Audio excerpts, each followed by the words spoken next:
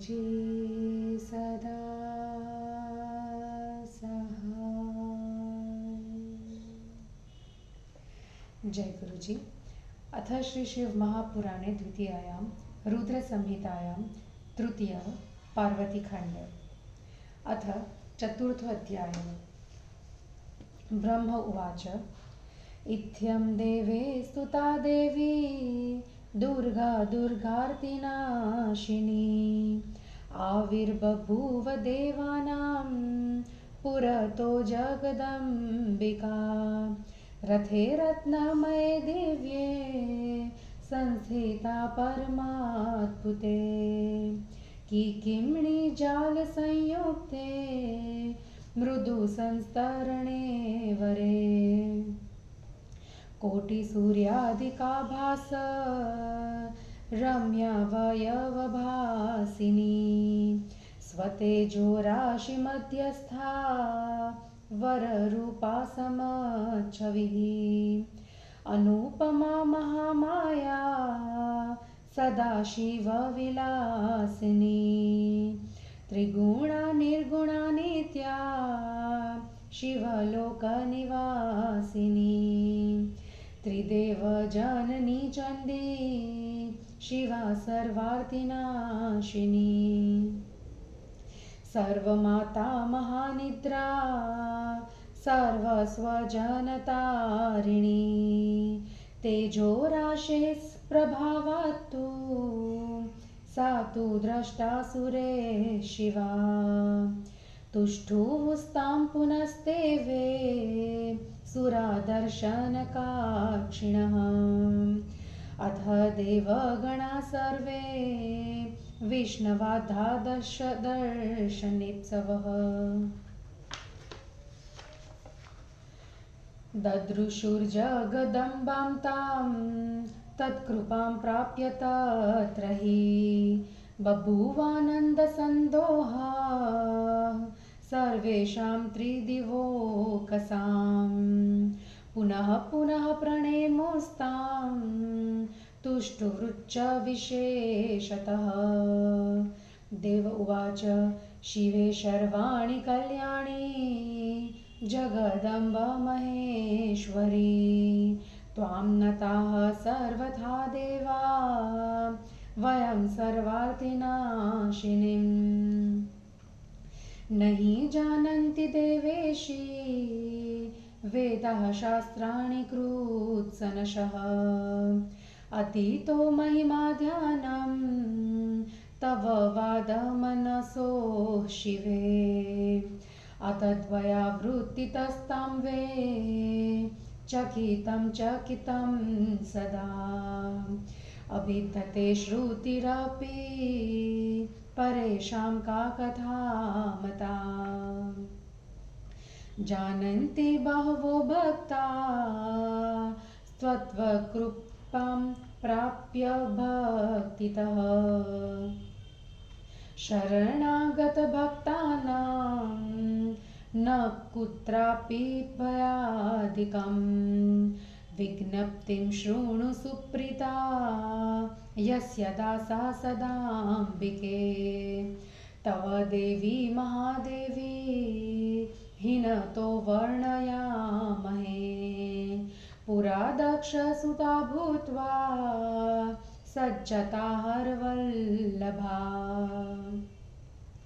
ब्रह्मणश्वपरेषां वा नाशयत्वमकं महत् पितृतो नादरं प्राप्य त्यजः पाणवशात् तनुम् स्वलोकमगमत्स्वं वं वाल्भद्दुःखं हरोभिः न हि जातं प्रपूर्ण तदेवकार्यमहेश्वरी व्याकुला मुनयो देवा शरणं त्वां गता वयम् पूर्णकुरु महेशानि निर्जराणां मनोरथं सनत्कुमारवचनं सफलं स्याद्तथा शिवे अवतीर्यक्षितो देवी रुद्रपत्नी पुनर्भव लीलां कुरु यथा योग्यं प्राप्नुयुर्निर्जराः सुखम् सुखी स्यादेवि रुद्रोऽपि कैलासाचलसंस्थितः सर्वे भवन्तु सुखिनो दुःखं नश्यतु कृत्स्नशः ब्रह्मोवाच इति प्रोच्यामरा सर्वे विष्णवादाः प्रेमसङ्कुलः मौनमास्थाय सन्तस्थुर्भक्तिनम्रात्ममूर्तयः शिवापि सुप्रसन्नाभूद् आकर्ण्यमरसंस्तुतिमाम् आकलय्याथ तद्वेत्तुं संस्मृत्य स्वप्रभुं शिवमाम् उवाचो मा तदा देवी सम्बोध्य विबुधांश्वतान् विहस्य मापतिमुखान् सदया भक्तवत्सलाम् उमुवाच हे हरे विधिदेवा मुनयश्च गतव्यथाः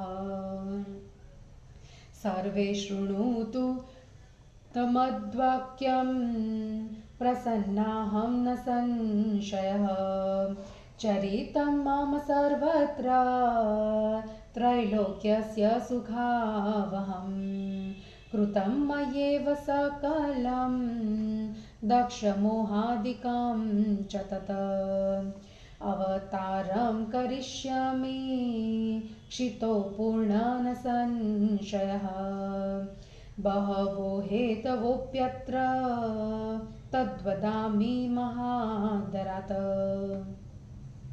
पुरा हिमाचलो देवा मे न चाति सुभक्तितः सेवां मे चक्रतुस्तात जननी वत्सती तनुः इदानीं कुरुतः सेवां सुभक्त्या मम नित्यशः मेना विशेषतस्तत्र सुतत्वे नात्र संशयः रुद्रो गच्छतु यूयं चावतारं हिमवद्गृहे अतश्चावतरिष्यामि दुःखनाशो भविष्यति सर्वे गच्छत धाम स्वं त्वं सुखं लभतां चिरम् अवतीर्य सुता भूत्वा मेनया दास्य उत्सुकम् हरपत्नी भविष्यामि सुगुप्तं मतमात्मनः अद्भुता शिवलीला हि ज्ञानिनामपि मोहिनी यावत् प्रभृति मे त्यक्ता स्वतनुर्दक्षजासुरः पितृतोनादरं दृष्ट्वा स्वामिनस्तत्रतो गता तदा प्रभृति स स्वामी रुद्रः कालाग्निसंज्ञकः दिगम्बरो बभूवाशु मच्चिन्तनपरायणः मम रोषं क्रतो दृष्ट्वा पितुस्तत्र गता सती अत्यजत्स्वतनुं प्रीत्या धर्मज्ञेति विचारतः योग्यबुत्सदनं त्यक्त्वा कृत्वा वेषमलौकिकम्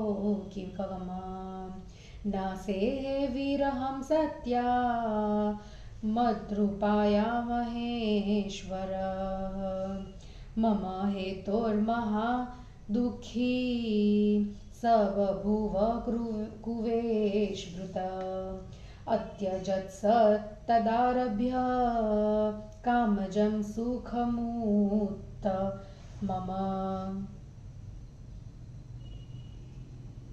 अन्यत् शृणुत हे विष्णो हे विधे मुनयः सुराः महाप्रभोर्महामहेशस्य लीलां भुवनपालिनीमां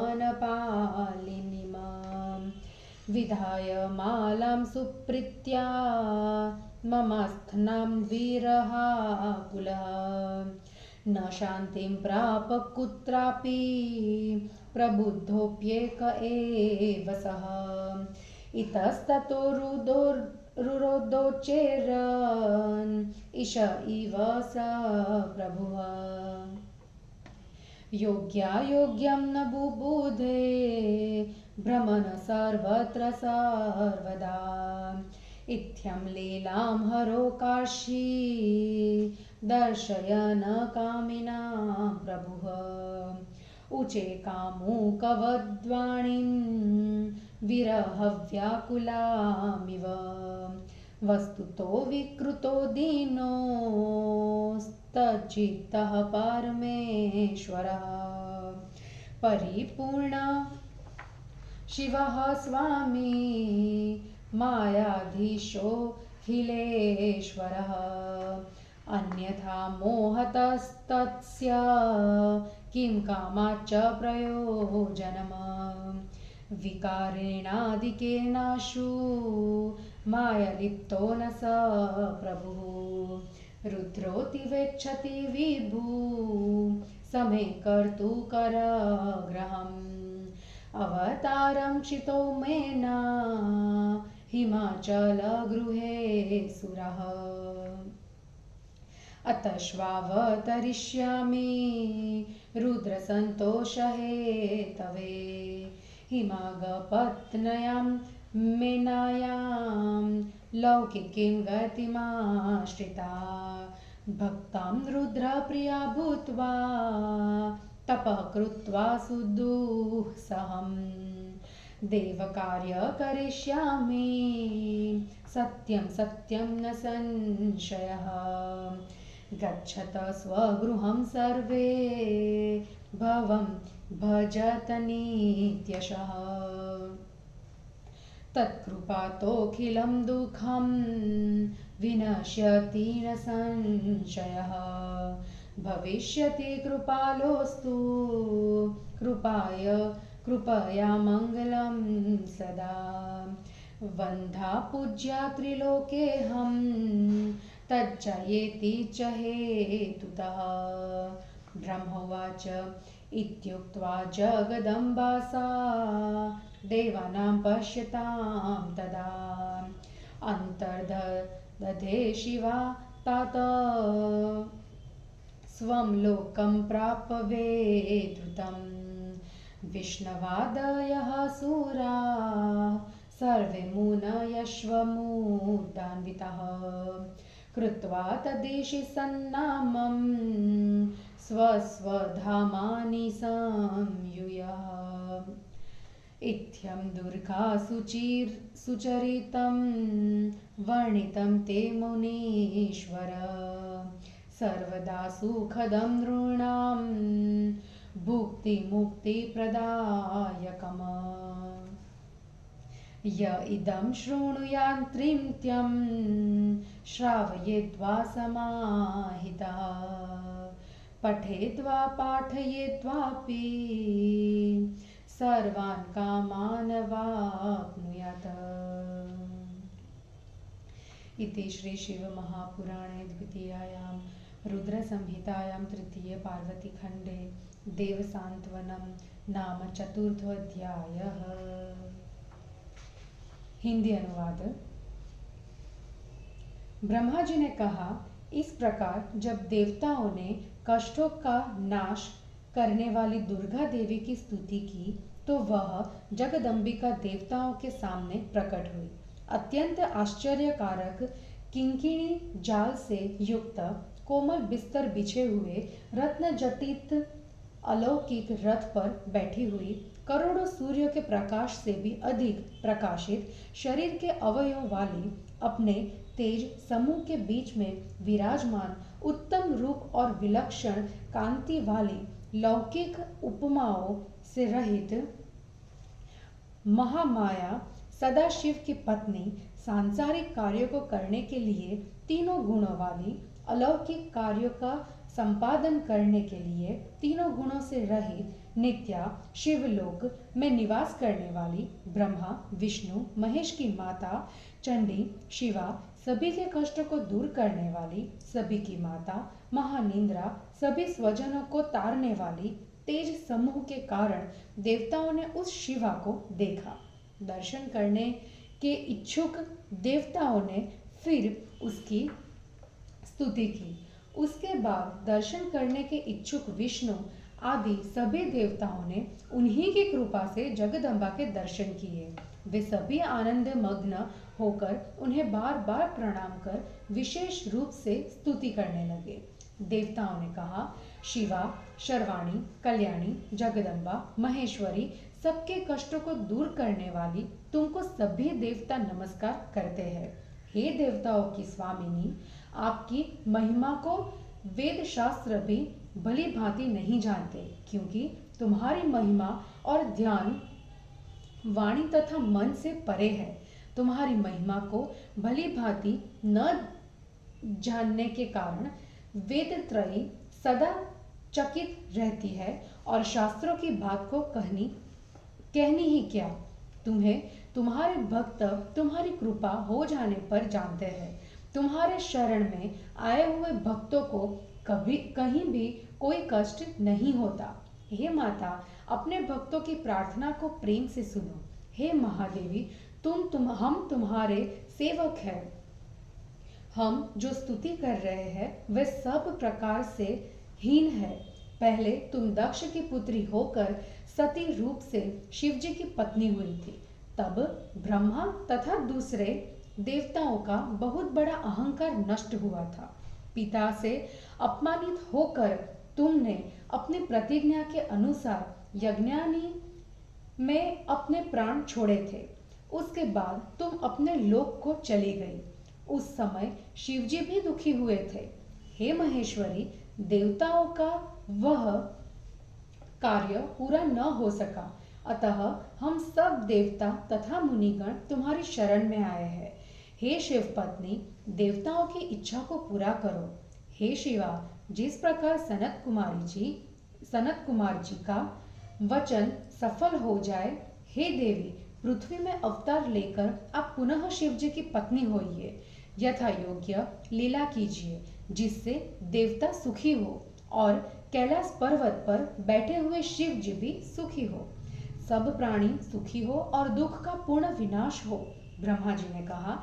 इस प्रकार स्तुति करके विष्णु आदि सभी देवता प्रेम मग्न तथा भक्ति युक्त होकर चुपचाप बैठ रहे। शिवा भी देवताओं द्वारा की गई स्तुति को सुनकर प्रसन्न हुई। स्तुति करने के कारण का विचार कर तथा अपने प्रभु शिव जी का स्मरण कर तथा भक्त वत्सला उमा देवी उन विष्णु आदि देवताओं को संबोधित कर हंसकर बोली। उमा देवी ने कहा, हे विष्णु, ब्रह्मा, देवताओं तथा मुनियों, आप लोग सुखी हो जाओ। आप सब मेरी बातों को सुनो। मैं आप सब पर निसंदेह प्रसन्न हूँ। मेरा चरित्र सब समय तीनों लोगों को सुख देता है। दक्ष, मोह आदि लीला सब मैंने ही की। निसंदेह अब मैं इस भूलोक में पूर्ण अवतार लेकर प्रकट होंगी। उसमें अनेक कारण है, उन्हें मैं आदर पूर्वक कहती हूँ। हे देवताओं, पहले जब मैं सती थी तब हिमालय और मेनका ने अत्यंत भक्ति के साथ मेरी माता पिता की भांति सेवा की थी। इस समय भी वे दोनों मेरी प्रतिदिन भक्ति पूर्वक सेवा करते हैं। उसमें भी मेनका मुझे पुत्री समझकर विशेष रूप से सेवा करती है। रुद्र तथा तुम सब चले जाओ। मैं हिमाचल के घर में आप लोगों के दुखों का नाश करने के लिए अवतार धारण करूंगी। आप सब अपने अपने घर जाए, सुखी हो। मैं मेनका की कन्या के रूप में अवतार लेकर उन्हें सुखी करूंगी। उसके बाद मैं शिवजी की पत्नी बनूंगी। यह मेरा गुप्त विचार है। शिवजी की लीला आश्चर्यजनक है। वह ज्ञानियों के मन को भी मोहित कर लेती है। हे देवताओं, मुझ दक्ष पुत्री ने पिता के यज्ञ में जाकर पिता द्वारा अपने स्वामी का अनादर अनादर देखा तो मैंने यज्ञाग्नि में अपना शरीर छोड़ा। तभी से हमारे स्वामी रुद्र कालाग्नि रूप तथा दिगंबर होकर मेरी चिंता में मग्न हो गए। पिता के यज्ञ में गई हुई सती ने धर्मज्ञ अपने पति का अपमान देखकर पति की प्रीति से अपना शरीर त्याग दिया। तभी से शिवजी अलौकिक वेश धारण कर घर छोड़कर वे मेरे कारण अत्यंत दुखी हो गए, क्योंकि महेश्वर सती के विरह को सहन नहीं कर सके। अमंगल वेश को धारण कर वे मेरे कारण अत्यंत दुखी हो गए। उस दिन से उन्होंने समस्त कामनाओं से प्राप्त होने वाले सुखों को छोड़ दिया। हे ब्रह्मा, विष्णु, देवताओं, मुनिजनों, महाप्रभु शिव जी की तीनों लोकों की रक्षा करने वाली लीला के संबंध में कुछ और सुनिए। विरह व्यथा से पीड़ित शिव जी ने मेरी हड्डियों की प्रेम से माला बनाकर उसे धारण करके भी वे कहीं सुखी नहीं रहे। सदैव अकेले जागे रहते थे। निराश्रित की भांति इधर उधर जाकर ऊंचे स्वर में रोया करते हैं। वे सदा घूमते रहते हैं। उन्हें उचित अनुचित कुछ भी समझ में नहीं आता। इस प्रकार कामी पुरुषों की सी लीला दिखलाते हुए प्रभु विरह व्याकुलों की भांति बातें किया करते थे। वास्तव में अखिलेश्वर माया के स्वामी परिपूर्ण शिव महेश्वर विकार रहित तथा दीनता रहित है। अतएव वे अजय है। नहीं तो मोह और काम भाव से उन्हें क्या प्रयोजन। वे शिव किसी प्रकार से विकार से अथवा माया से लिप्त नहीं होते।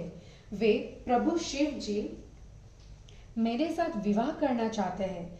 अतएव हे देवताओं, मेरा अवतार भूलोक में मेनका हिमाचल के घर में होगा। इसलिए शिव जी को संतुष्ट करने के लिए मैं हिमाचल की पत्नी मेनका के गर्भ से अलौकिक विधि द्वारा पैदा होंगी। भक्ति से तथा कठोर तप से शिव जी की पत्नी होकर निसंदेह देवताओं के कार्य को करूंगी। आप लोग अपने अपने घर जाए, प्रतिदिन शिव जी का भजन करें। उनकी कृपा से सभी प्रकार के दुखों का नाश हो जाएगा, इसमें संदेह नहीं है। दयालु शिव जी की कृपा से सबका सदा मंगल होगा। उनकी पत्नी के रूप में मैं भी तीनों लोकों में वंदनीय और पूजनीय हो जाऊंगी। ब्रह्मा जी ने कहा। इतना कहकर वह जगदम्बा शिवा देवताओं को देखते हुए अंतर्धान होकर अपने लोक को चली गई। विष्णु आदि सभी देवता मुनिगण प्रसन्न होकर उस दिशा की ओर प्रणाम करके अपने अपने घरों को चले गए। हे मुनिवर, इस प्रकार दुर्गा का चरित मैंने तुमसे कह दिया है। यह चरित मनुष्यों को सदा सुख, भुक्ति तथा मुक्ति प्रदान करता है। इस चरित्र को जो प्रतिदिन सुनता या सुनाता है अथवा पढ़ता या पढ़ाता है, वह सभी मनोरथों को प्राप्त कर लेता है। और इस प्रकार